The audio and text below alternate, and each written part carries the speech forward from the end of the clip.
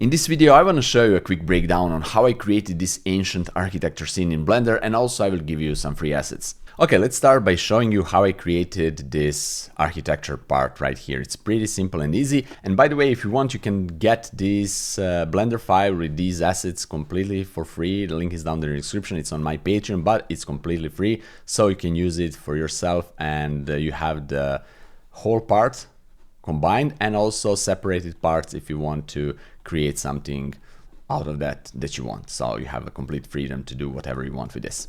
Okay, so let me quickly break down how I created this one. So I will hide this collection, and I want to start by setting the cursor in the middle of the scene. Okay, and let's go right there, and I want to put the human figure inside. This is a base mesh, superhero base mesh that I got few years ago from, I think, CG Trader. I'm not sure completely, but I think it's CG Trader. And the reason I'm using this is just for the sense of the scale, because now if I put a cube here, the cube is 2 meters by 2 meters, and you can see here this is like 180 centimeters height of this man. So I have a nice sense of how big this cube is, and for my scene I want the cube to be 4 by 4 meters like that, and also I want to move it a little bit somewhere, I don't know, somewhere here and a little bit up. And now I will go with this top polygon and I will just move it up, something like that. And now with this figure here, I have perfect sense of how tall this is. Without this, I don't know, this is just some kind of pillar and I have no clue. It can be tall, it can be just a stick, I have no idea. So with this, perfect. All right, so now let's bring back this architecture. So let's see, okay, something like that. I will position it like the original was here, and also I will go and position it here like that. Okay, and what I did is let me show you. I selected this top polygon, all right, and I just want to move it down like that.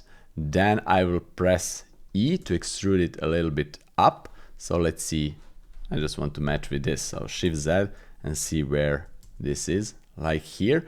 And then I will just go and Alt and click to select all round faces, and I will go with Alt E and extrude along normals. Perfect. And do something like that.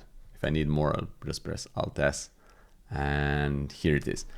I don't know, maybe this is a little bit wider than original. Yes, it is. I just want to Alt S and bring it down somewhere here. Okay, it doesn't need to be perfect, but I just want to show you how I made the original one. I'll just apply the scale, and also I want to add loop cuts. So Control R and scroll with the mouse. I will add 2 loop cuts.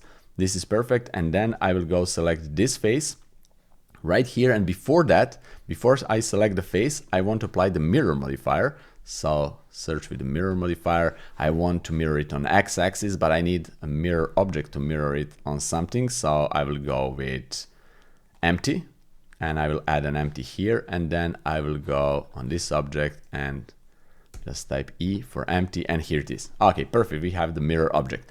All right, now let's make the arch part. So it's pretty simple and easy. Just select this one, this polygon here, and the easiest way that I know to do it is to use the spin tool. So spin tool, press 1 to go to the front view, and I want somewhere here in the middle to put my cursor. Okay, if you have Z-axis or X-axis, you want Y-axis in this case. I will go and just press Control, hold Control to get the increments of 5 degrees, something like that.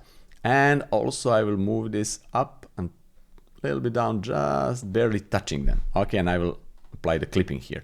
This is perfect. Then I will go with this face and shift this face, E to extrude it up a little bit. Let's see on the front view. This is nice, maybe just a little bit more up. And now while these 2 faces are selected, I will go with Shift S and cursor to select it. I want my 3D cursor to be right here. Why? Well, because now I will select this face and Shift Z to go to the X-ray mode, with Control select this face, so to select the whole arc here. And really important is that you want the transform pivot point to be on 3D cursor, so not on medium point, that is default. So 3D cursor, and now E to extrude it, Z twice to extrude it up. It doesn't matter how much you extrude it. Now we will press S, Z, and 0, and you will zero out all these polygons with 3D cursor. And now you have it. You have a perfect arch. You can see, simple, easy, and without too much complication. So this is it. Now let me show you how to create this damaged wall. This is even easier, so let me show you. Let's hide this. I will just approximately create some kind of a wall here from cube. So I will go with, okay, my cube is not on the floor, so let's move the cube somewhere here. All right, and I will go with S and Y, and yeah, let's go to median point, S and Y, and for example, this is our wall. I will go with this top face, G and Z, and this is how it looks. I will move it right here, something like that, and perfect. We have our wall. All right, so how to make a damage out of this wall? I will first apply the scale, and what I want to do, I want to create a cube right there. So cube, perfect. I want to add some subdivisions here. So first I need to go to the edit mode. Okay, I want to move the cube a little bit up. Then I will go and add subdivisions. This is enough. Then I will go with Ctrl+2 to apply subdivision surface modifier, and then I will make a cube bigger and maybe bigger on Y axis, doesn't matter, maybe a little bit on Z, just a little bit bigger, maybe on X, something like that. And I want to apply a displace modifier on this. So displace, perfect. We need to create a new texture. Then we can go here to the texture, or just click here. It will go to the same tab. And I want a new texture here, but not here. I don't want image or movie. I want the clouds. Perfect. This is how it looks. We can make clouds bigger. We can shade smooth this, and we can go back to the modifier and play it with the strength.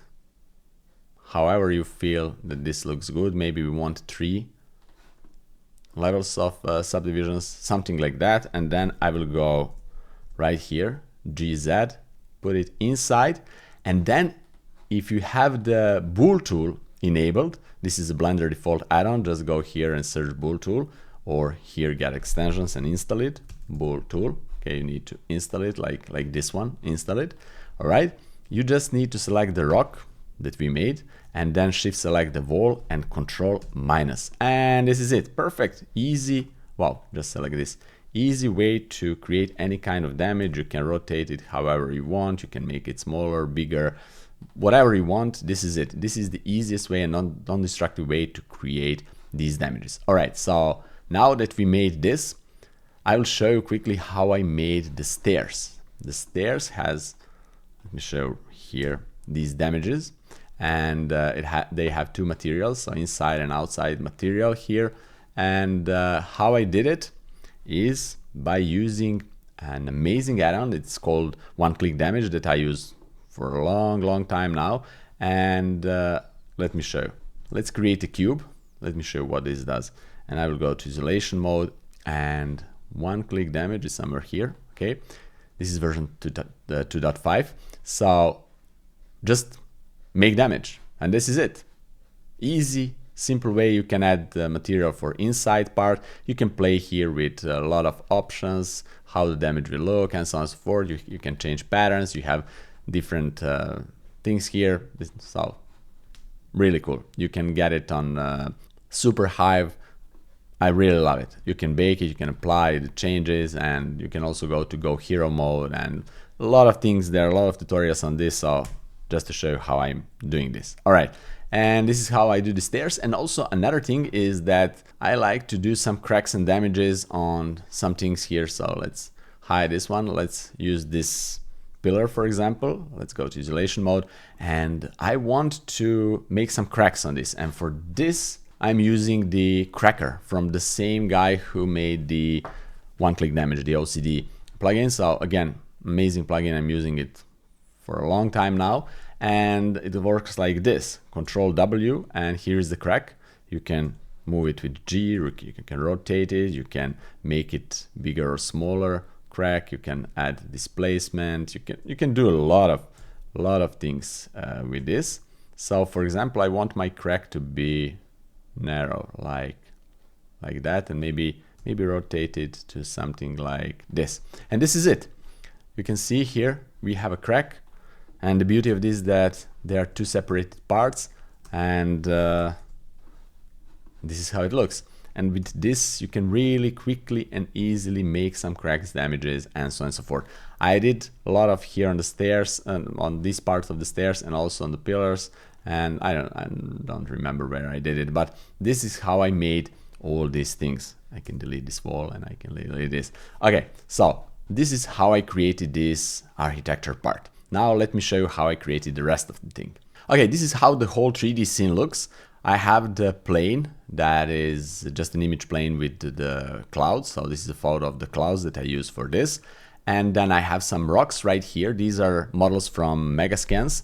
So let's quickly go back to this view. It's much easier to navigate.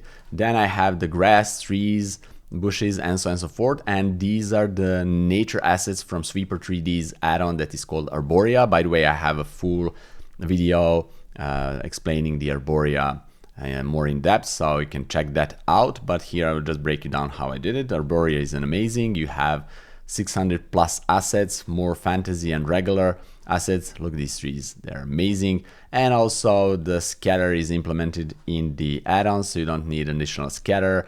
You have tons of options. It's really intuitive, really easy to use, and I really recommend it. So what I did here is I scatter the grass on this plane. So I scattered different grass, generic tall grass, also some rocks, and so on and so forth. And also I used the weight paint. Let me show you quickly here, to paint this road. And wherever I'm painting, like this, wherever I'm painting, this will be the part where the grass is not growing, basically, or anything else that I'm putting on this plane. So yeah, this is how I made the road part. Let me quickly show you again the render. You can see here, this is just regular road. Right, for these planes, how I made the ground is by, let me show you quickly, making the, let's create a new one, mesh and landscape. In order to use this landscape, again, you need to apply the landscape add-on that comes with Blender. ANT landscape, just check it and it will work. So I will show you quickly. I use the landscape. This is how it looks default. You have this menu here, and I use the presets. I use the large terrain, all right? And this is it. This is the large terrain that I use for this. Let me quickly show you. Yeah, and I just scale it up and use different copies of that with different options just to play with this. Also, you can go here to create and then play with, I'll just quickly show you, play with these tools. You can set the random seed, refresh it, you can set other options, and so on and so forth. So this is basically how I did the terrain part, and this is what the camera sees. So basically the lighting part here is the most important in order to get really cool lighting that I have here. So you can see it's pretty nice lighting. I'm missing the ivy part here. I turned it off because it's much easier to navigate and rotate the scene without this. It's really too many elements in the scene, but this is how it looks. And for the lighting, I did few tricks. Let me show you really quickly here. So first, I have the sun and I have two area lights. So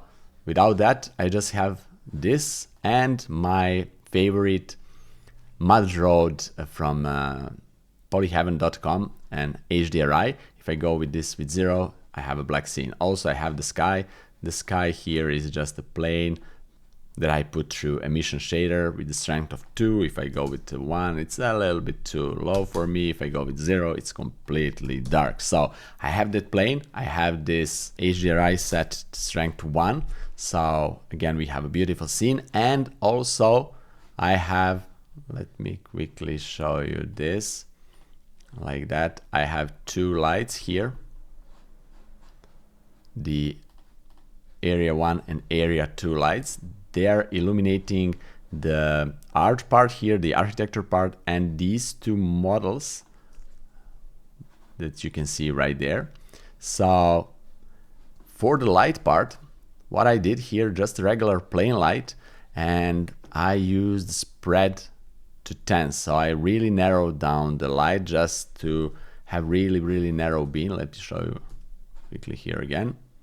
And if I make it wider, you can see I don't want that wide. So 10 is something that I liked. For this one, this is for the arch, and this one is just for the models here. You can barely see now. Let's just hide all these elements. So see, this is the light only to emphasize a little bit more the shape of these two guys. And again, this is set on the spread of 5, even lower. And also I put it through a gobo here. So if I didn't put it to gobo, it's a little bit more spread all around. So the gobo is really nice. It's narrowing down like you're put it through some trees or leaves.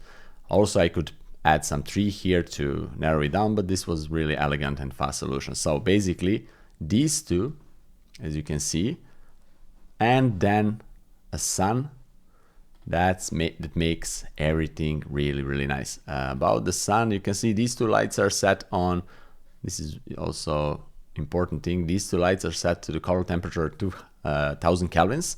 So the default value is 6.5, but it's completely white.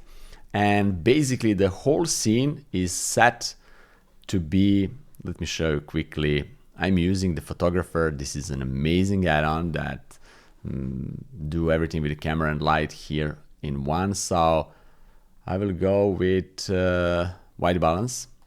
Okay, this is how the original looks. So basically if I set these two lights to default value and also the sun to default color right there. Okay, this is how it looks. This is a regular scene without this sky texture. So normally this is how our scene looks, and this is really cool and I really like it this way. But then I like this sky, but this sky doesn't have any sense with this color and with this color of the sun and the two area lights. So in order to match everything, we need to match the color of the lights that is already on the sun. So the sky is lit from the sun that is setting down, and basically it's really warm. So that part, the sun part, needs to be again 2000 kelvins. Okay, and this is much better. Now I match these two colors, and also I did the same for these two lights. So 2000 kelvins, not 200 but 2000, and also here 2000. And now you can see everything is, for my taste at least, too warm, too orangey. And in order to fix that, I use the white balance here, put it on 4000 and make everything a little bit cooler, and I got this look. In case you don't have this photographer add-on, you don't need it actually, but I like to use it. You can go right here and set the white balance right here from 6500 to 4000, and again you get similar thing. Also not similar, you get the same thing, but I also played here with the tint. So I put the tint a little bit down, something like that, I don't know, but yeah, I like it here. So it's a little bit different options for the tint. -9, let's see, maybe it's the same, I have no idea. So -9, no, it's not the same. So definitely tint needs to be a little bit different, and this is 4000. Yeah, something like that. The idea is to play with the white balance here and to get something that you like. Also, this is cool. So I like it here. This is how I did it. And also what I did, I added a cube, a huge cube. Let me show you quickly here, that I named volume. It's right there. So this is a cube that I put it all around the whole scene, and this cube is set to principal volume. The color is a little bit bluish. This is the color, and the density is 0.001. So basically this adds a volume to the scene. And let me show you how this looks with that volume scene and without. So let's hide this. with the volume, just a little bit that softness and atmosphere to the scene. This is without. So really, really cool addition. Just this tiny touch, tiny spice to the scene that I personally love it. You can also go with this to higher, something like that, but for this doesn't make sense. For this kind of a clouds, etc., you can make a foggy day and so on and so forth, but this is something that I like. So the trees, the grass, the flowers, bushes, small sticks, rocks, and so on and so forth is done with Arborea. As I already said, Arborea is an amazing nature add-on made by Sweeper 3D, and at this moment of time, probably the best nature blender add-on. So intuitive, everything in one, easy to use, and it will grow and expand with even more amazing assets. If you want to know more about that, I did a full video, so check it out right here, and see you in my next one. Bye bye.